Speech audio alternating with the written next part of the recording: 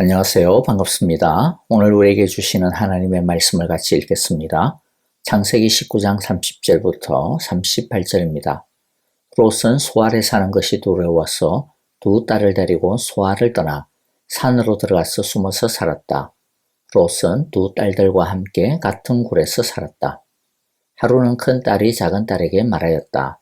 우리 아버지는 늙으셨고 아무리 보아도 이 땅에는 세상 풍속대로 우리가 결혼할 남자가 없다.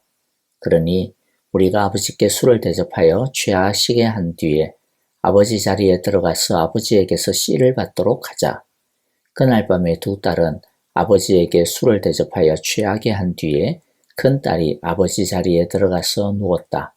그러나 아버지는 큰 딸이 와서 누웠다가 일어난 것을 전혀 알아차리지 못하였다. 이튿날 큰딸이 작은 딸에게 말하였다. 어젯밤에는 내가 우리 아버지와 함께 누웠다. 오늘 밤에도 우리가 아버지께 술을 대접하여 취하시게 하자. 그리고 이번에는 내가 아버지 자리에 들어가서 아버지에게서 씨를 받으라. 그래서 그날 밤에도 두 딸은 아버지에게 술을 대접하여 취하게 하였고 이번에는 작은 딸이 아버지 자리에 들어가 누웠다. 그러나 이번에도 그는 작은 딸이 와서 누웠다가 일어난 것을 전혀 알아차리지 못하였다. 롯의 두 딸이 드디어 아버지의 아이를 가지게 되었다. 큰 딸은 아들을 낳고 아이 이름을 모압이라고 하였으니 그가 바로 오늘날 모압 사람의 조상이다.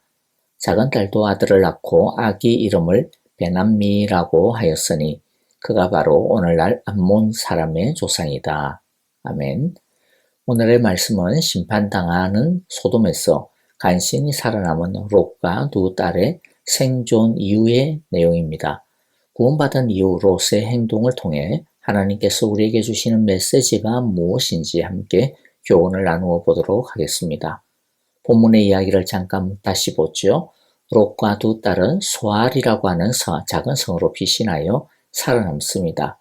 소알은 원래 소돔과 고모라와 함께 멸망당할 주변 작은 성읍 중 하나였습니다. 소돔과 고모라의 영향으로 이 성읍들도 죄악이 소돔과 고모라 못지 않았던 것 같습니다. 그런데 롯이 소알로 들어가 피신하겠다고 요청하여 하나님은 소알이라고 하는 이 도시를 멸망의 리스트에서 빼주셨습니다. 그런데 롯은 소알에 들어가서 적응하지 못하고 소알을 떠나 깊은 산속으로 들어가 세상을 등지고 두 딸과 함께 살게 됩니다. 자, 먼저 생각해 볼 것은요. 롯은 왜 소알을 떠나야만 했을까 하는 것입니다. 소알은 소돔에서 가장 가까운 도시이기 때문에 소돔과 인근 도시들이 하늘에서 내리는 불과 유황으로 인해 하루아침에 쑥대밭이 되어버리는 광경을 똑똑히 보았을 것입니다. 당시 사람들의 세계관은 신화의 세계관이죠. 신들의 세계관에 익숙해져 있습니다. 그러니까 이 엄청난 광경을 단순히 자연재해로 보지 않았을 것입니다. 이들의 눈에 이 광경은 분명히 신의 메시지, 신의 재앙으로 받아들여졌을 것입니다. 그런데 그 소돔에서 도망쳐 나온 사람이 있습니다. 바로 롯이죠. 아무리 소알이 소돔에 버금가는 죄악된 도시라 하더라도 이때만큼만은 소돔에서 도대체 무슨 일이 일어났는지, 왜 일어났는지에 대해 촉각을 곤두세우고 관심을 집중하고 있었을 것입니다.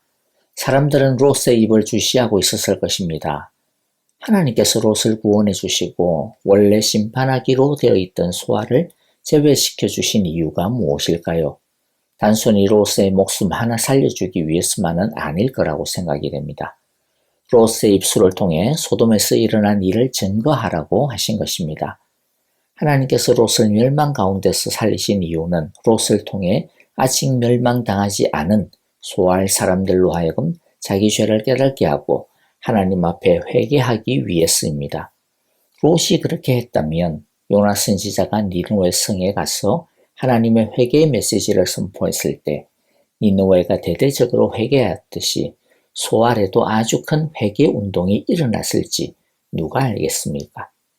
하나님께서 우리를 구원해 주신 이유가 동일한데요. 먼저 구원받은 우리에게 일어난 일을 전하라고, 그래서 믿지 않는 사람들로 하여금 경각심을 갖게 하고 회개하고 돌이키도록 보내심을 받은 것입니다. 나는 이제 살았으니까 난 이제 괜찮다. 이렇게 자기만 생각하라고 구원하신 것이 아니라고 하는 것을 우리 늘 잊지 말아야 할 것입니다. 롯은 소알을 떠나 외딴 산으로 올라가 버리고 맙니다. 소알은 리틀 소돔이기 때문에 롯은 두려웠던 것이 아닌가 싶습니다. 여기 계속 있다가 언제 소알이 소돔과 같은 운명이 될지도 모른다 라고 하는 두려움이 혹시 있지 않았을까 싶습니다. 그리고 혹시라도 그 전에 소알 사람들이 무슨 해코지를 자기들에게 할지 모른다라고 하는 두려움이 아마 밤마다 찾아오지 않았을까 싶습니다. 왜냐하면 소돔에서 그 난리를 봤기 때문이죠. 그래서 롯은 지 살 길을 찾아 소알을 떠나버렸습니다. 하나님이 소알을 버린 것이 아니었습니다. 하나님은 롯이 간청했기 때문에 소알을 살려주기까지 했습니다. 그리고 롯에게는 소알의 영혼 구원을 맡겼던 것이죠. 그런데 하나님은 버리지 않았는데 롯이 자기 마음대로 소알을 판단하고 정죄하고 버린 것이나 마찬가지입니다. 하나님께서 아직 버리지 않았는데 왜 자기 혼자 포기하고 그런데 다른 곳으로 도망치게 되었을까요? 우리도 우리가 감당하기에 힘들고 어려운 사람들이 또는 일들이 있기는 합니다. 그런데 하나님은 우리가 감당하라고 우리를 그 속으로 보내신 것입니다. 너무 쉽게 정죄하고 포기하고 버려서는 안 될 것 같습니다. 버리는 것은 언제든지 누구든지 할 수 있는 일 아닙니까? 그러나 하나님께서 원하시는 것은 그 상황 속에 파고들어서 그들을 바꾸고 회복시키기를 원하십니다.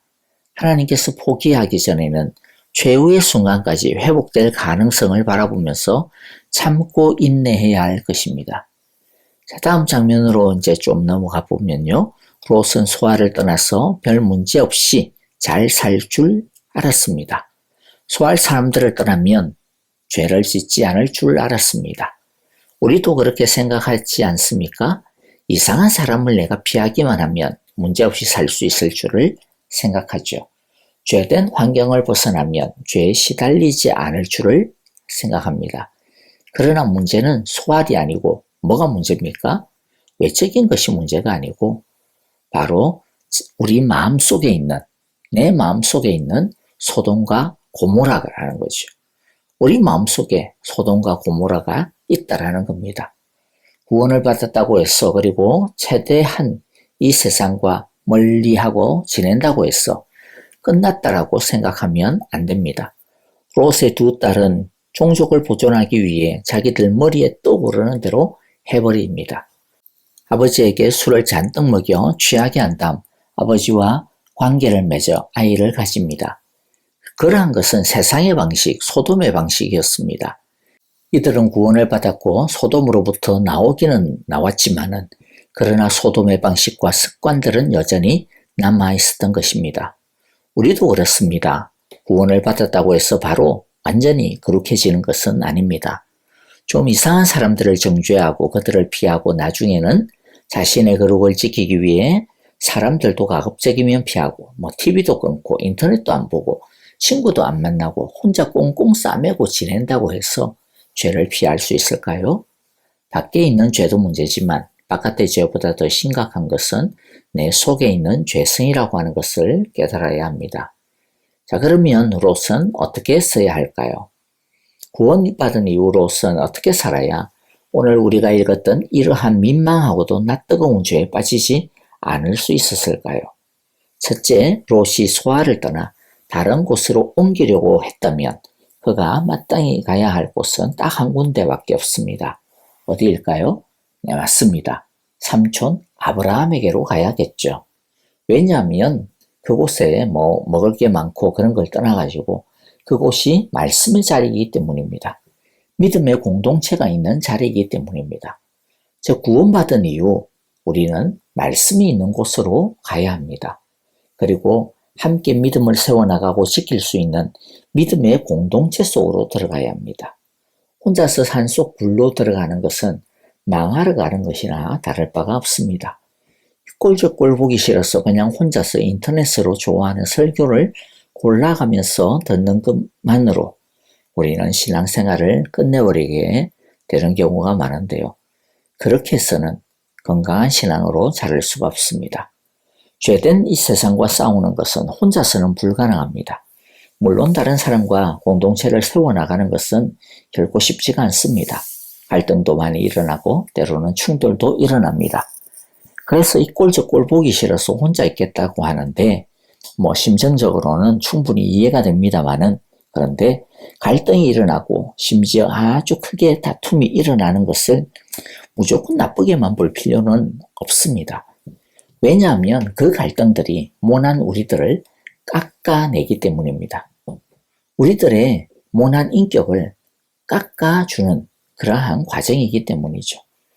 우리들의 인격이 서로 부대낌으로써 다듬어져가고 성숙해져가고 성장해 나가는 것입니다. 깎임이 없이 어떻게 우리들의 모난 부분들이 부드러워질 수가 있겠습니까?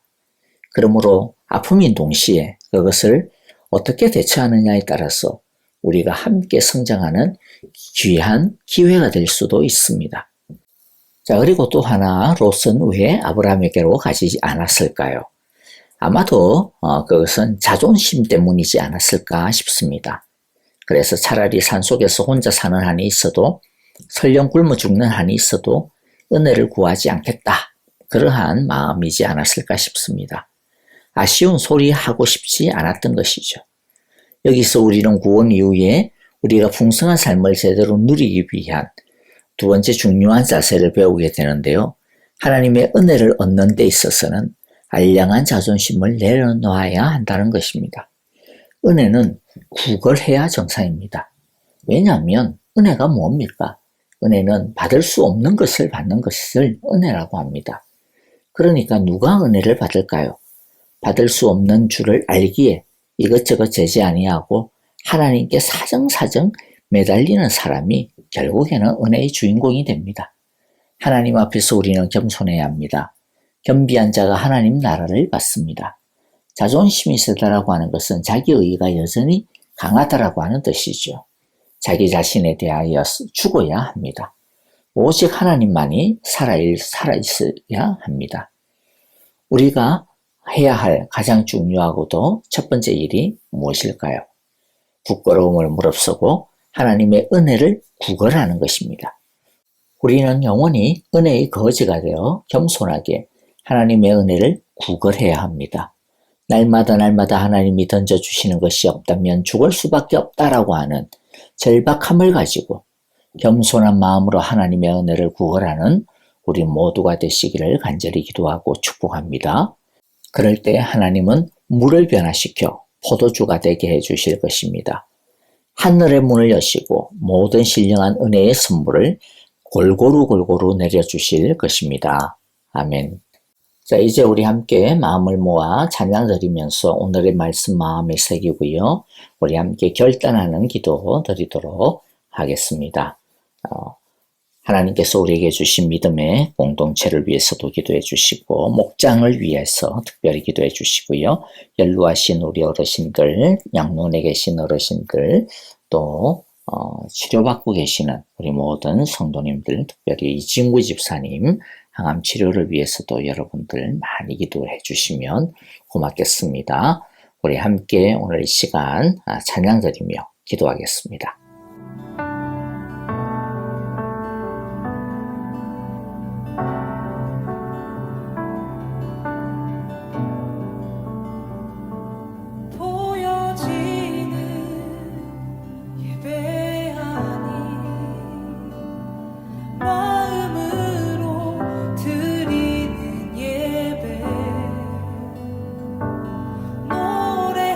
노래하는 찬양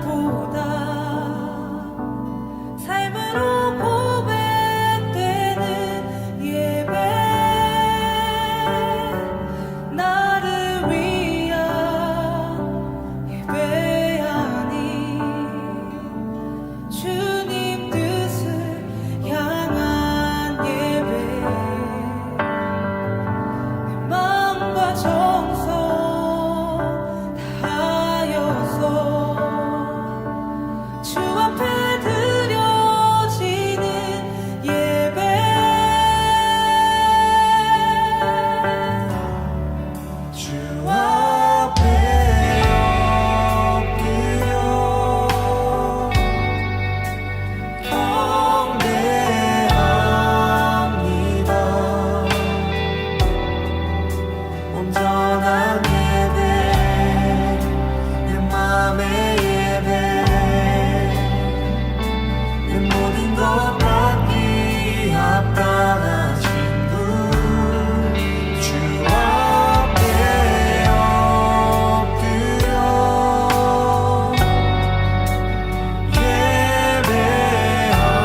예배합니다. 나의 모든 삶 나의 모든 뜻 말씀 앞에 순종하는 삶의 예배 드리기 원하네.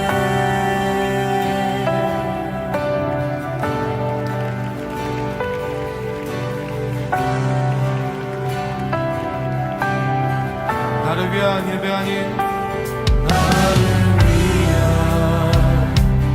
예배하니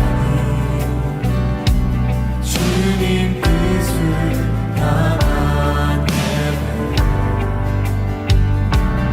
마음과 정성 다하여서 주 앞에 드려지는 예배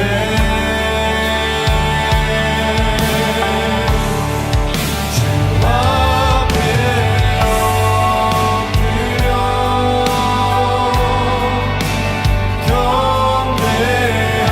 경배합니다. 온전한 예배 내 맘의 예배 내 모든 것 받기 합당하신 분 주 앞에 엎드려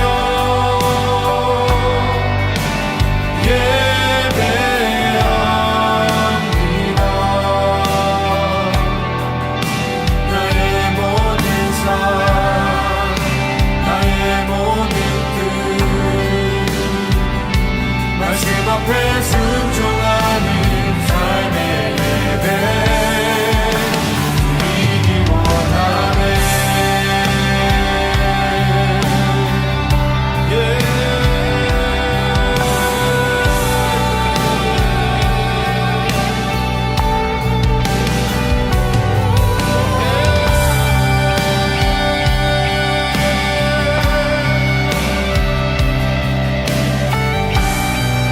주님 앞에